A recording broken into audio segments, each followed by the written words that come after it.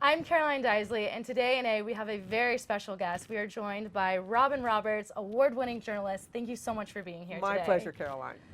Now, I just want to ask you, where do you think the state of journalism is in the industry that you're in and the position you're in this industry? It is different right now than when I entered the industry, but it's supposed to be.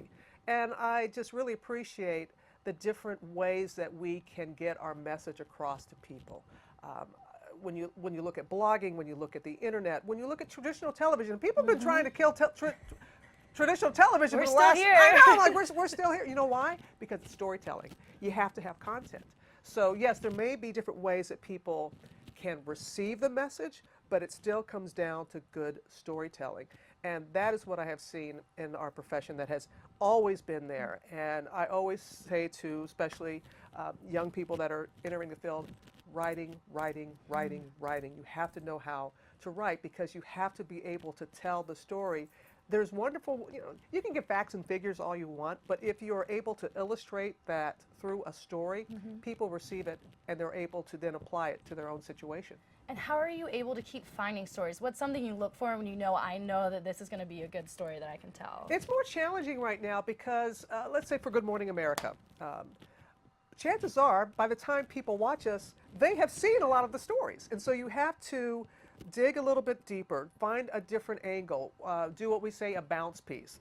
Let's say that whatever the subject matter is, again, finding a story that really illustrates what it is that we're trying to get across. But being curious. That's the best, how do you come up with your story ideas? Being curious. And that's why it's so important to have different people from different walks of life who have different perspectives. And it's all about, I might not know your story or your culture or whatever. So teach me. Let me know. Diversity is the hottest subject. Yes, it right is. now. Every industry is trying to figure out how can we create something more diverse. What challenges have you faced? And I know that we've overcome so much, but everyone says there's still so much more that we can do. I am very grateful for the opportunities that I have received, and I'm very grateful that my parents prepared me for these opportunities. I always say, get ready for your suddenly. Things are going to happen. It takes, when you look at, I'll give an example, when you look at Jackie Robinson, a lot of people talk about Jackie Robinson breaking the color barrier in 1947. He needed Branch Rickey. He needed a white owner. It's you have to have unity and bringing about diversity. It's not just one simple group. You can't do it isolated. You have to be together with it. And within our industry, I know we're seeing it's a big deal right now. The Oscars are coming up, and the Oscars so wide and that. And we're looking at television. I see Shonda Rhimes. I mean, she's killing it. Love Shonda. I know, Shonda killing it. I mean, and it has been proven that people, it's bogus to say that people don't want to watch quote unquote black film or black TV. I don't even know what that is, okay? Because Shonda has always said, because I do interview her quite a bit, but she says, she gets a little off-put when people go, oh, you about diversity. She says, I just reflect what's in life. She doesn't make it a plan to make Olivia Pope black or from any of her shows. She doesn't look for that in Grey's Anatomy. She just casts the best people, and it is reflective of the world that she sees. It's beautiful. Another industry that really faces diversity in both gender and race is sports. And you broke the barrier really with females in sports. You were at the beginning of that, kind of getting into this boys club. Yeah. But what advice would you have? Because it seems like it's kind of just been, oh, another pretty face is on camera. How do you legitimize yourself and kind of establish credibility in this boys club, quote unquote? I know you're an athlete yourself, so I we can want to be relate. in sports journalism, so it's something I'm interested in, but it's hard. It is, you know what, but I so appreciate turning on the television or listening on radio and hearing a female voice or seeing a woman sportscaster, and you don't even blink. Now, back in the day when I started Caroline, people would go like, oh, what is she doing there? And then you can compound it with being a woman of color. There weren't very many women. There were even fewer women of color that were being a sports journalist. I don't know why people think the locker room. No one wants to go in the locker room. Guys don't want to go in the locker room. I don't even want to go in. I wanted equal access to the athlete. I didn't want equal access to the locker room. I wanted equal access to the athlete, and the athlete just happened to be in the locker room. And so I'm very happy that I and others before me were able to pave the way, and that you can see women now in the sports field. and no one really blinks an eye. But it's frustrating still that if you're a woman in sports, it's like, oh, did you play? And so what you're like you. You're either an analyst or a sideline reporter. Exactly, but it tickled me because at ESPN, I loved working there all those years, and they would challenge me on my sports knowledge and ability as opposed to like Chris Berman or Bob Lee. And they would go, okay, so Robin, how far along did you play sports? I'm like, well, I could have gone pro. I went as far as college. And I said, the guys I work with, they got cut from Little League. But you don't question there, but I'm the one who's gone farther in sports, but you think that they know. It's okay. But you know what, hon? Turned it into a positive. You know that people are going to be looking at you differently and my dad always said, don't give them ammunition, don't give them a reason. So I turned it around and said, I'm going to work my tail off, and I loved it. I loved every second of it. And I just really made sure that I was prepared and that I was patient and persistent. And for someone who's dealt with such personal struggles in the spotlight, how hard is it to be so vulnerable when you have all of these eyes watching you? That's a really good question. It's not something I really wanted to do. I mean, I'm a traditional journalist at heart, and you're not supposed to be the story. And when my illnesses came about, especially the first one in 2007, I didn't want to tell anybody about my breast cancer diagnosis. And my mother was the one who said, make your mess your message. That to use the opportunity to be able to help people who might not have the same resources that you have. And I'm very grateful where I was at ABC and ESPN, how they embraced me, helped me get through a very difficult time. And I never talked about it on the air unless it could help someone. It wasn't, I used my story to get information and facts and figures across to try and bring about change. But and then when I posted on my Facebook about my partner, Amber, that was it wasn't a difficult decision because everybody who knew me from Bob Iger, to my boss to the janitor, everybody in between, they knew.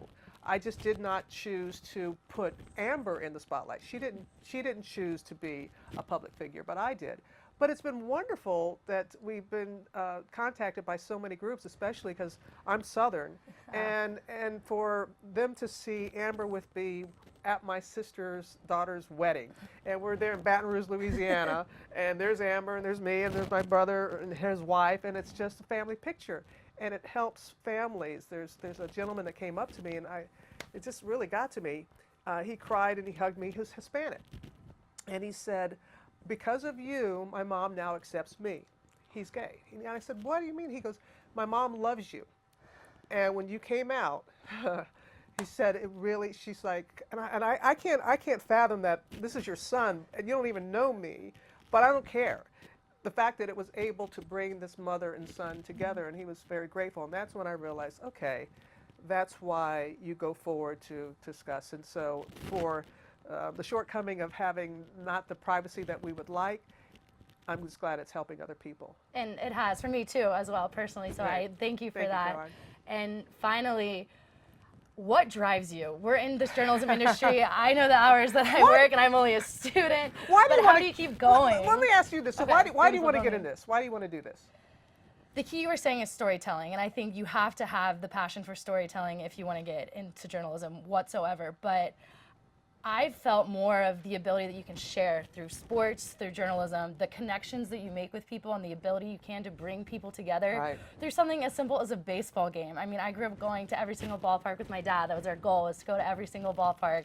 And I don't remember half of the scores from that game, but the experiences that you have and the life lessons that I learned through those experiences, it's why I'm learning to chase my dreams. He said, find something you're passionate about and chase it no matter how crazy the idea may be, may sound. People always tell you, you're never gonna make it, it's so hard to make it, but if you can find something you're passionate about and stories to tell and people that you can connect with and bring people together, I think it's what's so amazing about sports specifically, but it does it in all facets of journalism. You making an impact on someone's lives just because they watch your show every morning. Right. It's the ability you have to bring people together amidst everything that's happening in the terrorism and world and all across there's so much news out there, and you can cover that, but to bring people together through simple storytelling, I think it's fascinating. I love what you just said. You're just, as Sheryl Sandberg would say, you're leaning in. You're leaning in about, but that's what it takes, and that's what. And I know that you and others that you're entering this wonderful, wacky field that I love with such passion,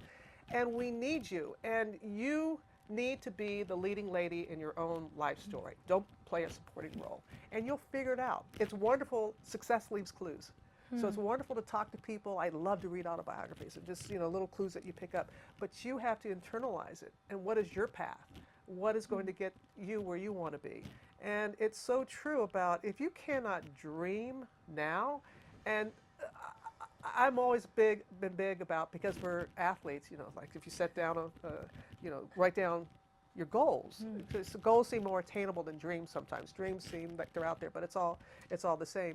And you should know this. So I had set down my list of goals, and I said success, and I misspelled success. My parents kept that for the longest time. I was like, one C, and I'm like, but I was so driven at a young age. And these are things that are staying, will stay with you. And I'm so pleased that you have an athletic background, because that tells me, Caroline, that you know what it takes. And look at this, it takes teamwork. It takes teamwork. Though you're a one-man band here, so I'm very impressed by that. But I am so grateful that you have put yourself in a position for good things to happen to you. You learn that in sports. Proximity is power. You can wish, hope, and pray all you want, but you have to position yourself for success. And being here where you are, you're doing just that. Well, thank you. I couldn't have said it better myself. And it's interesting to see the idea of teams in so many different places outside of sports. We have our whole media center here, and we wouldn't be able to function without everyone. But thank you so much for today. And I'm Caroline Deisley from the Annenberg School of Communication and Journalism.